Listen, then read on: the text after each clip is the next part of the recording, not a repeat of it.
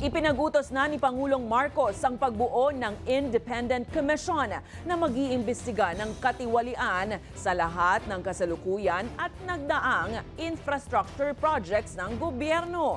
Sa harap yan ng patuloy na sigaw ng taong bayan para sa pananagutan ng mga isinasangkot sa korupsyon sa mga naturang proyekto.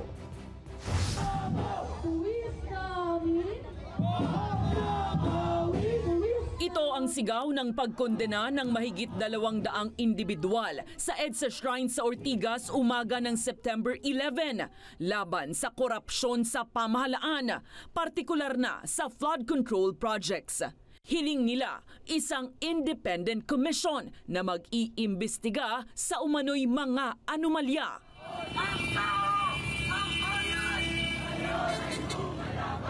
Hiwalay na noise barrage protest naman ang ikinasa ng ilang estudyante at residente sa labas ng tanggapan ng Department of Public Works and Highways sa Malolos, Bulacan. Isa ang Bulacan sa nakakuha ng pinakamataas na pondo para sa flood control projects, pero palagian pa rin itong binabaha.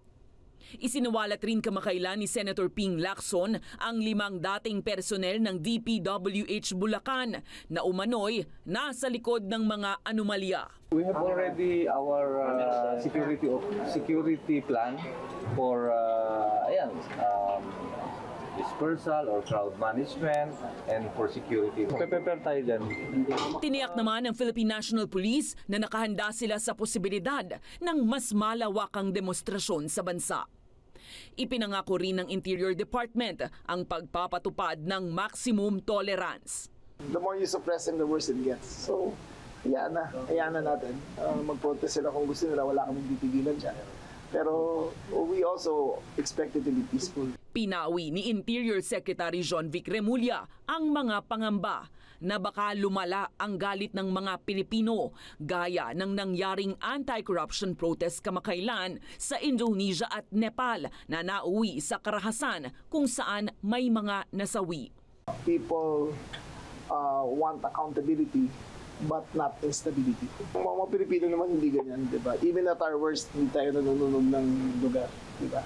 Pero siyempre, all contagious considered. Kailangan masalimuot at detalyado ang ating magiging investigasyon at para matignan. And yan ang magiging trabaho ngayon ng ating Independent Commission. Bilang tugon, ipinag-utos na ni Pangulong Ferdinand Marcos Jr. ang pagbuo ng 3-member Independent Commission for Infrastructure o ICI na tututok sa anomalya sa mga flood control at iba pang infra projects sa nakalipas na 10 taon.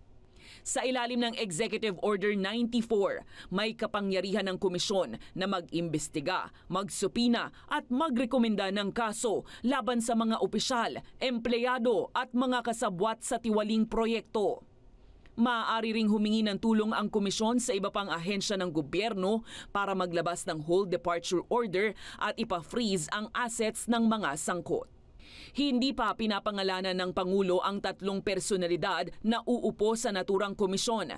Pero una nang ipinangako ni PBBM na hindi mga politiko ang ilalagay niya rito.